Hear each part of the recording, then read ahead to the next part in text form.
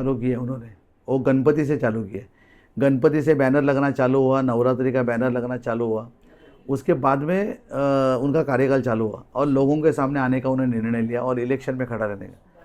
तो आज आप विचार करिए कि मीरा भाईंदर में 145 में ऐसा कौन सा उन्होंने काम किया, वो तो कुछ दिख नहीं रहा, जनता को दिख नहीं रही। आप बड़े बड़े भाषण ठोक रहे हो, आप नरेंद्र मेहता को पूछ रहे हो कि जवाब दो जवाब दो जवाब दो। क्या जवाब देगा नरेंद्र मेहता साहब? क्या जवाब देंगे बताइए? जब आपने क्या किया वो आपसे जवाब मांग रहे, उन्होंने क्या किया आप जवाब मांग रहे हो। गीता जैन ने क्या किया, एक दूसरे का कपड़ा फाड़ने का ही काम कर रहे हो आप। इसमें स्थानिक लोगों का कुछ फ़ायदा नहीं है। आप देखते हैं कि नगर पालिका के माध्यम से नरेंद्र मेहता जी ने जो काम किया है वो लोगों के सामने, लोगों का टीडीआर, लोगों का एफएसआई, लोगों का प्लॉट लोगों ने देखा है। लोग मुझे बता रहे हैं, मैं कैंपेनिंग के लिए जब जा रहा हूँ तो लोग बता रहे हैं, अब हमको इनके ऊपर विश्वास नहीं है। आपके बंदे लोग मेरे पास आ रहे हैं कि हम लोग बीजेपी से हमको कोई प्रॉब्लम नहीं, लेकिन इस बंदे से हमको प्रॉब्लम है। ठीक है, वो आपकी जो भी है सोच है, वो या उनकी सोच है। और दूसरी गीता जैन जी ने जो कार्यकाल उनको मिला था, एक गोल्डन अपॉर्चुनिटी उसको मिला था, उसको ख़त्म कर दिया। काम नहीं किए लोगों तक पहुँचे नहीं। बड़े बड़े दावे कर रहे हो आप, 300 करोड़ लाया, 400 करोड़ लाया, 2000 करोड़ लाया, पब्लिक को दिख नहीं रहा है। पब्लिक के पास मूलभूत सुविधा जो होनी चाहिए, पानी है किधर? मैं तीनों को सवाल करना चाहता हूँ और नागरिकों को भी ये कहना चाहता हूँ, जब आप इनको चुन के दिए थे तो उनके दरबार में आप क्यों नहीं गए मोर्चा लेके? आपका भी माइनस पॉइंट है नागरिकों का, क्यों आप उनके साथ जाना चाहिए। जब आपने वोट एक अच्छे दिल से दिया है तो आपकी सुविधा लेने का भी अपना आपको हक बनता है, लेकिन आपने नहीं किया क्योंकि आप भोले हो। आपको क्या मैनिफेस्टो में कुछ लिखा होगा, ये सब चल रहा है, बहुत गलत चल रहा है। मैं आपके ये माध्यम से मैं कहना चाहता हूँ कि मैंने जो भी मेरा एफिडेविट मैं राइटिंग में दे रहा हूँ, जो मैं काम करूँगा, हॉस्पिटल स्कूल, आप हॉस्पिटल स्कूल के बारे में बात करें तो ये तीनों के अपने अपने स्कूल है, अपने अपने हॉस्पिटल्स है। तो सामान्य लोगों के लिए हॉस्पिटल बनाना इनका मकसद नहीं है, आप समझो मेरी बात। इनका मकसद ये है कि आपका हॉस्पिटल नहीं बने, और जब अगर हॉस्पिटल अच्छा बनाएंगे सामान्य लोगों के लिए तो इनके हॉस्पिटल में स्कूल में जाएगा कौन? आपके बच्चे कब एडवोकेट बनेंगे? आपके बच्चे कभी डॉक्टर बनेंगे? आपके बच्चे कब पायलट बनेंगे? इसके ऊपर किसी ने आपको ध्यान नहीं दिया। मैं आपके माध्यम से मैं आपके साथ में आह्वान करता हूँ और नम्र विनंती करता हूँ कि आने वाले 20 तारीख को आपका अस्तित्व का लड़ाई है और ये तीनों आ जाएंगे तो तीनों पॉइजन है मीरा भाईंदर के लिए, आप समझ लो।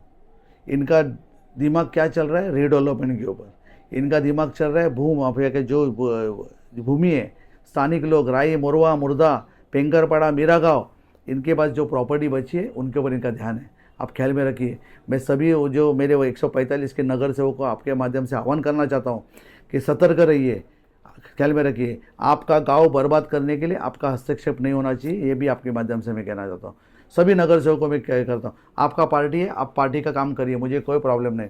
गांव बर्बाद नहीं होना चाहिए, आप ख्याल में रखिए। आज गांव बर्बाद हो रहे, स्थानिक भूमिपुत्र नष्ट हो रहे। मच्छी मार लो के कम से कम 100 प्रॉब्लम से कभी इन्होंने छुड़ाया? नहीं छुड़ाया। गीता जी ने वहाँ पे कभी गई? नहीं गई।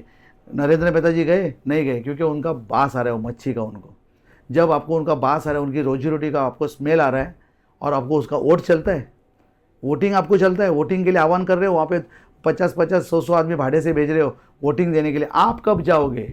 आप उनके बीच में कब जाओगे? जब मतदार संघ में आपके जो आ रहे हो आपके कॉन्स्टिट्यूंसी में, वो कभी आप जाओगे? दूसरी बात, मुजफ्फर हुसैन साहब, आप हिंदू मुस्लिम का बात कर रहे हो, सर्वधर्म समभाव, और आप जो बोल रहे हैं ना, मैं जय श्री राम के नारे लगा रहे हो, मुझे अच्छा लग रहा है सुनने के लिए, कोई गलत बात नहीं आप बोल रहे हो, लेकिन आप तिलक क्यों नहीं लगा के लेते हो? मैं आपको आह्वान करता हूँ, आप तिलक क्यों नहीं लगा के लेते हो? आप हाथ पे क्यों लगा के लेते हो? ये जनता ने देखा है। आपको लगता होगा कोई देख नहीं रहा है, बिल्ली जब दूध पीती है तो आँख बंद कर दी, ऐसा कुछ नहीं है। जनता देख रही है आपको, ढोंगीपना आपका देख रहा है, ख्याल में रखिए।